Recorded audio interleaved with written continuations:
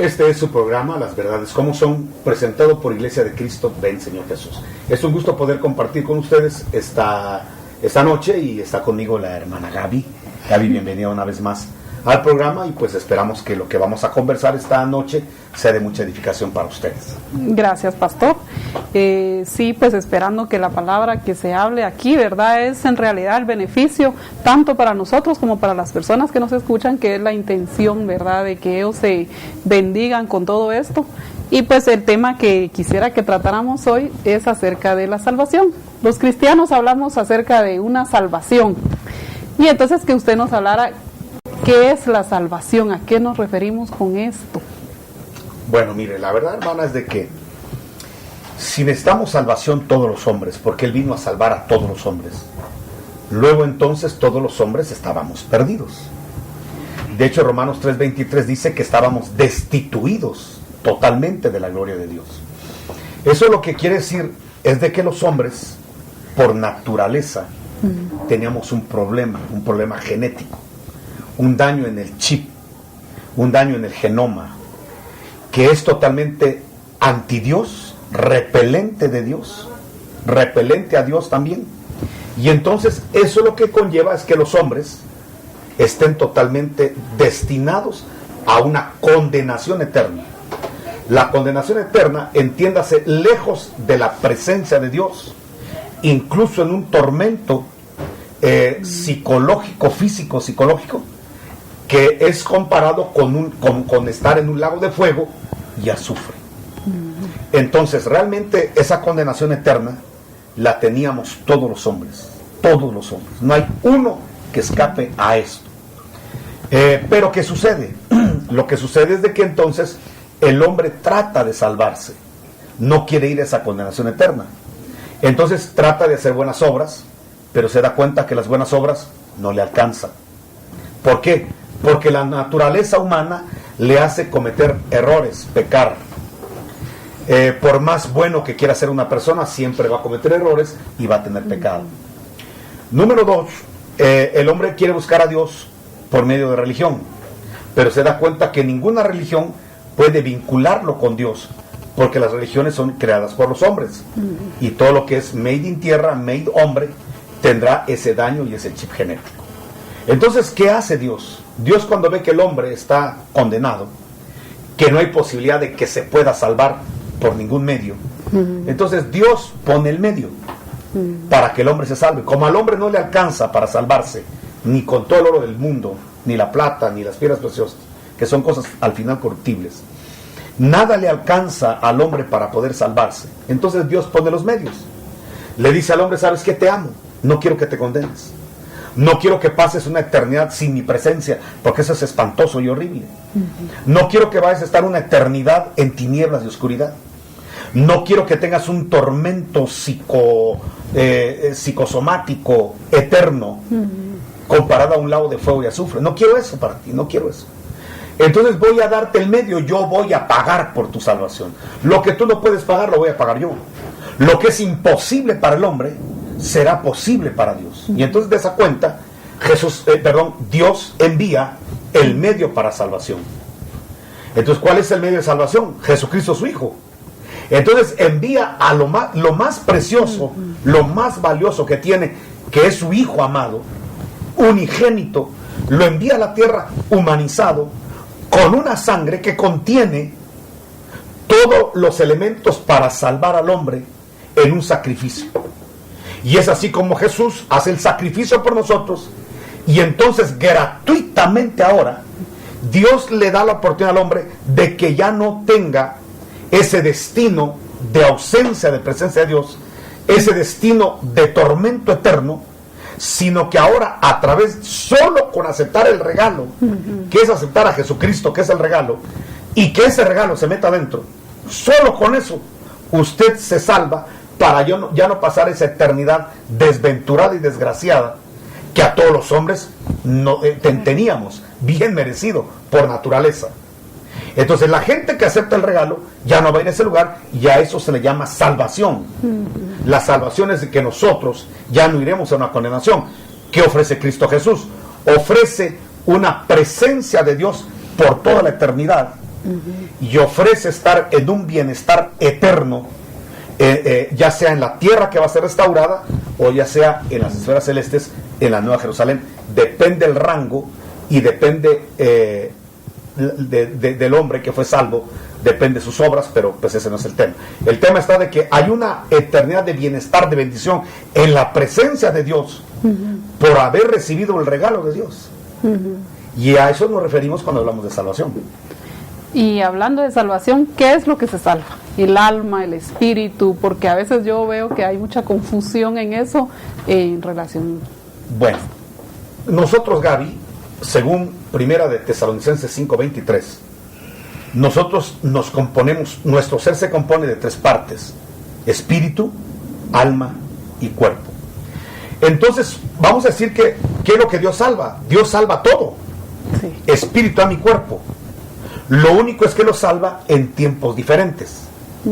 Pero Dios salva todo. ¿Y cuál es nuestra fe? Que si comenzó el proceso de salvación, lo termina hasta el día de Cristo. Él no deja nada a medias.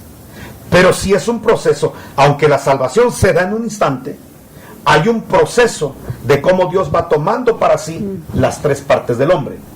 Entonces, explico.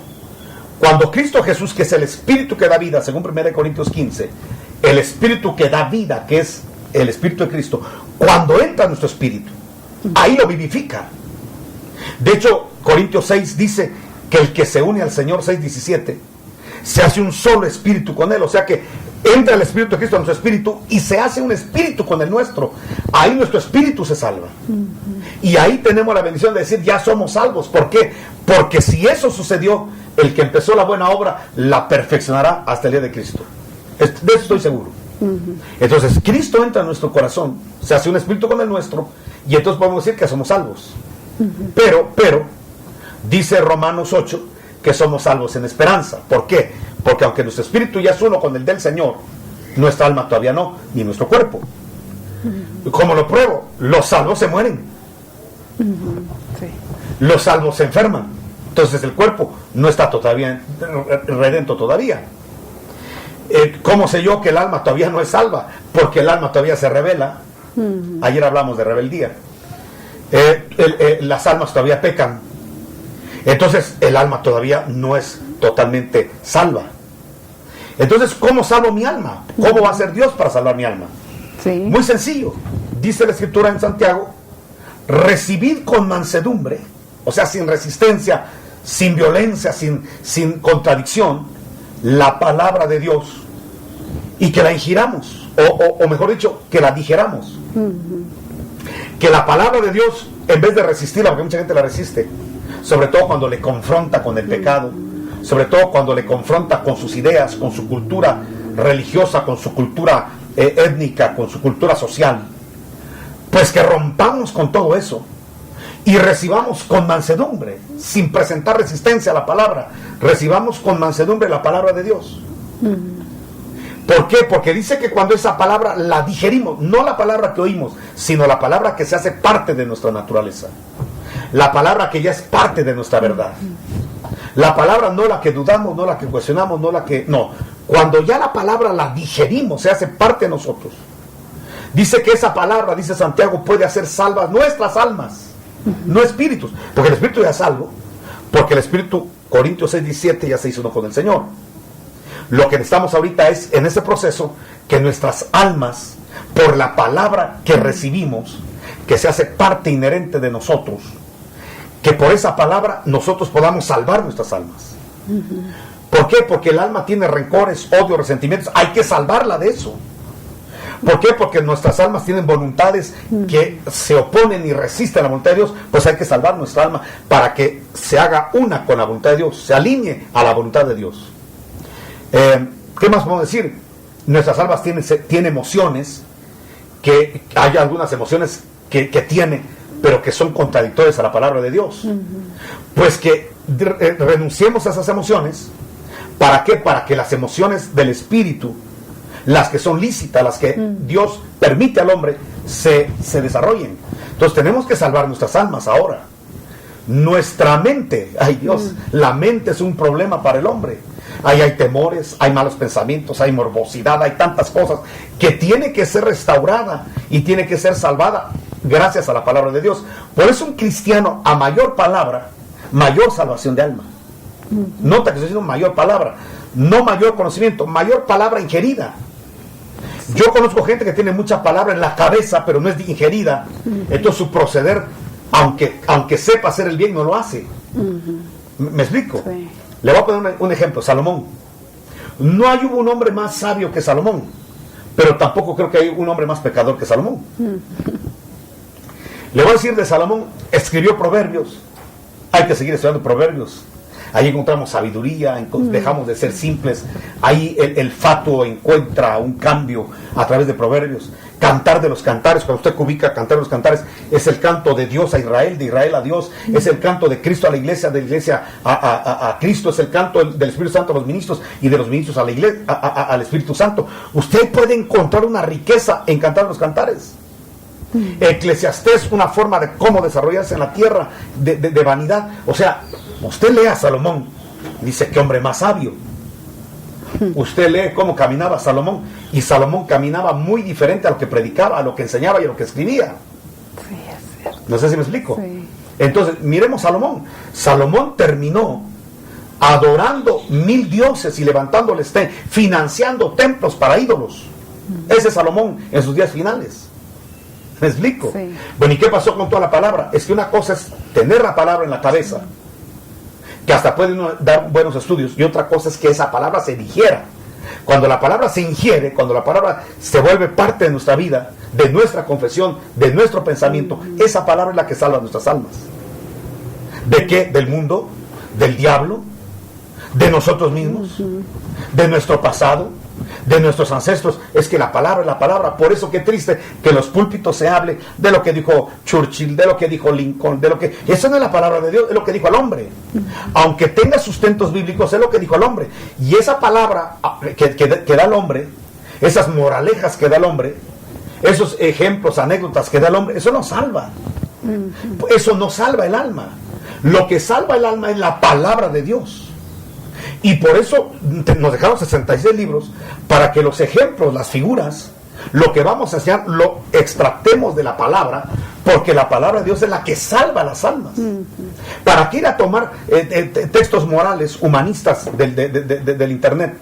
Cuando tenemos la palabra, 66 libros en la Biblia. Pero ¿sabe qué le dicen a uno? Si usted solo de la Biblia habla, es religioso. Uno tiene que hablar de lo que dijo el pensador Ford, lo que dijo el pensador de Arias. ¿A mí de qué me sirve eso si eso no me va a salvar el alma? Exacto. Está claro lo que salva el alma. Lo que salva el alma es la palabra de Dios. Si algo tenemos que predicar es la palabra de Dios. Si algo tenemos que hablar es lo que dice la palabra de Dios. Porque cuando esa palabra se hace inherente, cuando se ingiere, salva las almas. Cuando las almas son salvas, entonces el Señor, ¿qué hace? Transforma los cuerpos, y entonces ya tenemos cuerpos transformados. ¿Hasta dónde va a llegar la salvación? Hasta que nuestro cuerpo, este cuerpo de carne roja, de una estructura genética que se arruga, que se cansa, que se enferma, que se deteriora, que se envejece, que muere, sea cambiado por un cuerpo a la semejanza de como Jesús resucitó. El cuerpo que Jesús le ofrece a usted es el cuerpo que Él tuvo cuando Él resucitó. Y si usted ve, es un cuerpo que traspasa paredes y que vuela. Es un cuerpo que se puede reproducir en 500 veces a la vez, etcétera, etcétera. No es el estudio. Sí. Pero ¿hasta dónde llega la salvación? Fue su pregunta. Hasta que el cuerpo sea totalmente transformado. Y entonces el hombre será totalmente redimido cuando su espíritu y mi cuerpo estén a la imagen de Cristo. El espíritu ya tiene la imagen de Cristo porque así hizo uno con él. Ahora por la palabra el alma, cuando el alma por la palabra tenga la imagen de Cristo, entonces transforman el cuerpo a la imagen de Cristo. Eso está totalmente documentado. Por poner un ejemplo, Filipenses dice, el apóstol Pablo, que nuestra ciudadanía no está en la tierra, sino que está en los cielos, de donde esperamos a Jesucristo. Dice que cuando Él regrese, Él transformará nuestro cuerpo de humillación. Este es un cuerpo de humillación, porque es un cuerpo animalesco. Dice que transformará este cuerpo a un cuerpo semejante al del Señor. Entonces usted tendrá cuerpo semejante al del Señor, alma semejante al del Señor por la palabra, y el espíritu totalmente semejante al del Señor por el Espíritu de Cristo. Esa es la salvación. Y por ejemplo, como acá nos sintonizan personas que quizá no van a la iglesia, ¿verdad? Y ellos dijeran, con todo lo que usted está explicando, yo quiero salvar mi alma. ¿Cómo puedo yo alcanzar esa salvación? ¿O qué es lo primero que debo de hacer? La escritura, Gaby dice, primero que leamos la escritura, solo con leer hay una bienaventuranza. Apocalipsis 1, en sus primeros versículos, dice, bienaventurado el que lee este libro. O sea que solo con leer la Biblia ya tenemos una bienaventuranza. ¿Por qué? Repito, es la que cambia las almas. Número 2, Jesús dijo, escudriñad la escritura. Eso es personal. Sí. Entonces vengo yo y por eso tengo que comprar mi diccionario, mi concordancia y herramientas que me pueden ayudar, numerología bíblica, ¿qué le digo? Colores bíblicos, los significados de los animales. Entonces todo eso tengo que tener para poder ya no solamente leer, sino escudriñar. Yo tengo que escudriñar la escritura, que es ver, vamos a ver a quién se le dirigió este mensaje, en qué tiempo, bajo qué cultura, bajo qué costumbres. Luego está el pedirle al Señor revelación para que me ubique la Biblia. Y entonces pueden encontrar la profundidad, la anchura, la longura y altura del pasaje que estoy leyendo, donde ahí rompe la estructura de a quién fue dirigido, a qué tiempo y qué lugar. Yo pongo un ejemplo cómo ubicaba Pablo en la Biblia. Pablo está hablando de Agar y de Sara. Son dos mujeres que tuvieron dos hijos. Uno fuera de la voluntad de Dios y otro en la voluntad de Dios. Entonces aquí dice Pablo, hermanos, dice, Agar, que es la esclava, es figura del pacto antiguo. Y Sara es figura del nuevo pacto. Ahí está Dios hablando de dos pactos, dice Pablo. Ahí se salió de qué tiempo, a qué cultura, en qué lugar se está para interpretar la Biblia. Pablo, como apóstol, ubica de una manera donde se sale de esos espacios hermenéuticos. Y entonces dice Pablo, esta es figura de dos pactos. Y una representa la Jerusalén de la tierra, la que hace hijos esclavos. Y la otra la Jerusalén de arriba. Hermana, ¿cómo hizo Pablo para ubicar de esa manera la Biblia? Es que esa es la revelación apostólica. Donde se sale la revelación apostólica del contexto. Entonces, yo tengo que leer, escudriñar, y 3, tener ministros de la palabra que ubiquen la Biblia. Claro, el apóstol ubica de una forma, el profeta de otra forma, el evangelista, no la ubican de la misma forma, porque si se ubicaran de la misma forma, ¿para qué deja Dios 5 unciones y al final los 5 van a tener lo mismo? Sí. ¿Para qué deja Dios herreros y carpinteros? Al final el herrero va a ser también carpintero, el carpintero también va a ser herrero. Eso es ridículo. Entonces el pastor que dice, mire, yo le pido a Dios si Él me va a revelar. Claro que te va a revelar, pero de acuerdo a tu unción pastoral. El maestro, yo le oro a Dios y Dios me da palabra. Claro, pero te da palabra magisterial porque esa es tu unción. Pero ¿no necesitará un maestro, un evangelista, un pastor, un profeta de la ubicación apostólica? Desde luego que sí. Fíjense que por ahí hay gente que cree que los ministerios tienen la jerarquía plana, horizontal. He leído muchas cosas ridículas. Dice, es que el apóstol tiene la misma jerarquía que el maestro, el pastor la misma jerarquía que el apóstol. ¿De dónde? Corintios 14 dice que Dios puso en la iglesia en primer lugar, primacía, a los apóstoles. En segundo lugar, en jerarquía, a los profetas, y en tercer lugar, a los maestros, porque son los 3 que mueven las áreas de la palabra. No sé si me explico. Sí. Entonces, si hay jerarquías en cuanto a la revelación de la Escritura. Y por eso todo pastor debe tener un apóstol, un maestro, debe tener un apóstol que le cubra y le ayude a ubicar la Biblia. Exacto. No sé si me estoy a entender. Le dijeron una vez a Jesús, ¿dónde vas a celebrar la Pascua? Que es la comunión íntima. Es el discipulado íntimo. ¿Dónde la Pascua, Señor? Entonces le digo, vayan por el camino y se van a encontrar a un hombre que tiene un cántaro en el hombro. Síganlo. ¿Qué está diciendo el Señor? Que Dios coloca hombres con cántaro de agua en los hombros. Esos son los apóstoles. Y ustedes síganlo. Y donde Él pose en esa casa, díganle, queremos celebrar la Pascua aquí. El maestro aquí quiere. Entonces entendamos que Dios nos manda, Jesús nos manda a buscar hombres que tienen cántaro en el hombro. Sí. Entonces, ¿cómo tener esa palabra, hermana? Hay que tener pastores, hay que tener ministros que nos den la palabra para que esa palabra vaya transformando esas vidas. Correcto. Definitivamente la palabra, por favor que nadie entienda que la Biblia es para poder contradecir a otro, para poder defender mi fe. No, la palabra es simplemente para salvar tu alma. Si la palabra que tú recibes te hace mejor orador, mejor contendedor de verdades, pero no te cambia ni te transforma, ese no es el Evangelio de Cristo. ¿Cuál es el Evangelio de Cristo? La palabra de Cristo. Tenemos muy claro el ejemplo en Jesús. Cuando Él dijo para qué vino a la tierra, Él es la palabra. Juan 1:1, Él es la palabra, Él es el verbo. Entonces, ¿para qué viene el verbo? Él lo dice, yo soy el verbo ungido. O sea que la palabra tiene que tener una unción. Sí. Si la palabra que yo predico no tiene una unción, no cambia, no hace nada. Es solamente conocimiento. Por eso Jesús lo dijo de esta manera, yo soy la palabra y me han ungido. O sea, la palabra para transformar almas tiene que ser ungida. No es una palabra solamente de un conocimiento, qué bonito conocimiento, ya aprendí algo más. No, debe tener una unción que cambia, que transforma, que limpia. Jesús le dijo a sus discípulos, vosotros estáis limpios por la palabra que os he hablado. Entonces la palabra debe limpiar. Si la palabra solo me da cultura general, me da más conocimiento de la Biblia y de Dios, pero no me transforma, ese no es el Evangelio. Entonces Jesús dijo, yo soy la palabra, el verbo, que me han ungido, palabra ungida. ¿Para qué? Para dar para dar buenas noticias a los pobres.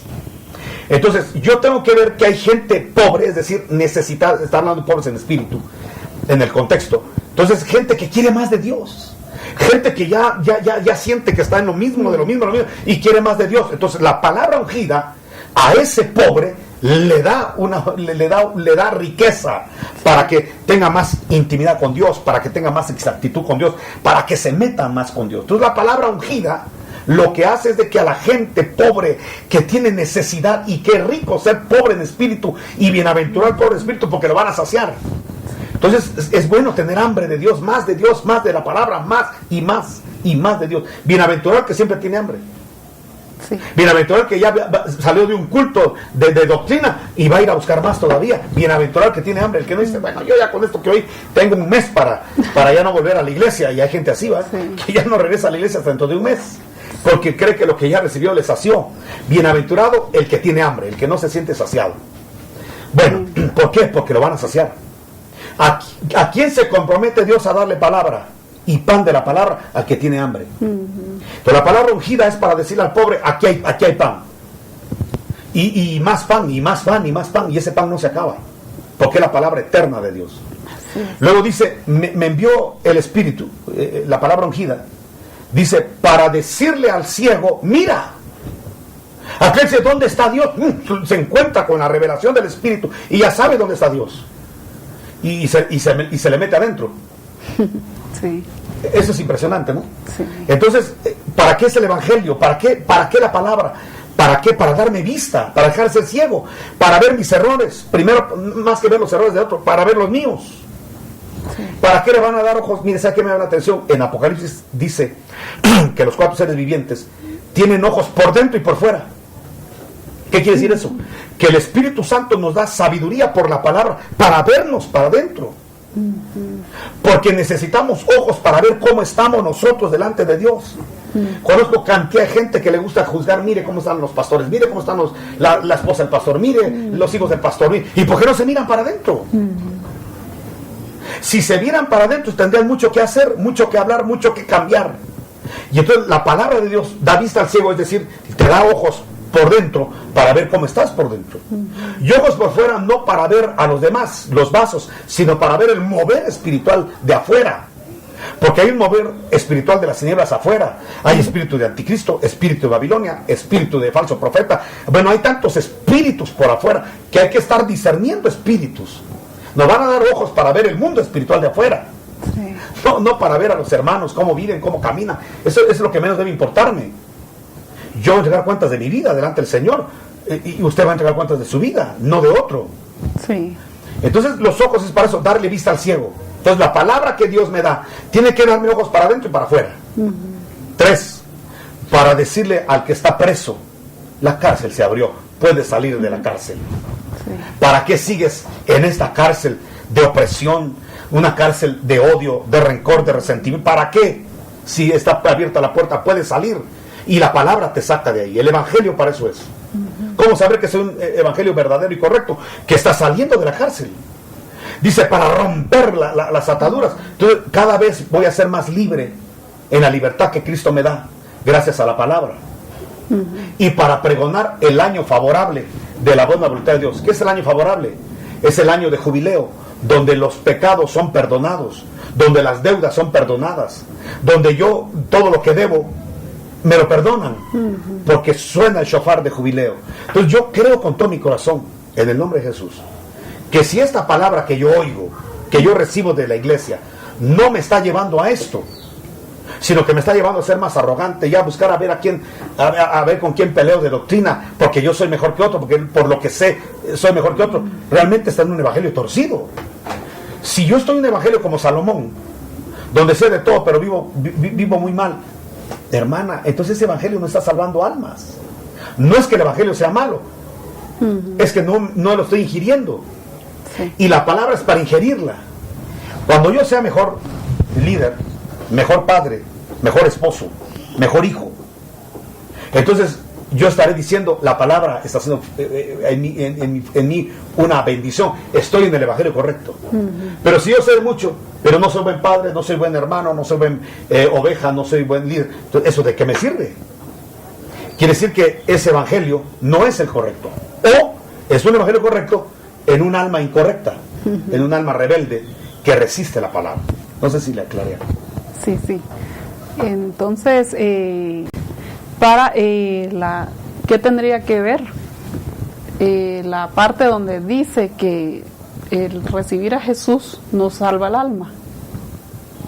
Es que ese sería un acto de fe, por lo que le repito. El que empezó la buena obra en nosotros, mire, el que ya Jesús entró a su vida, ya que se abrace, que se dé un beso, que se felicite, porque esa persona tiene garantizada que el que empezó la buena obra la va a perfeccionar en este cuerpo, fuera del cuerpo, pero lo perfecciona hasta el día de Cristo. Yo estoy seguro que todos los que van a resucitar en los diferentes turnos que hay de resurrección, todos resucitaremos a una misma estatura, la estatura del varón perfecto. En el cielo no va a haber uno con una edad infantil y otro viejo y otro, no, todos estaremos a la estatura del varón perfecto. Pero ¿y qué pasó con los que murieron sin dar esa estatura? Dios se va a encargar de eso. Pero de que las almas se arreglan. Y yo lo digo porque no tengo nada que esconder.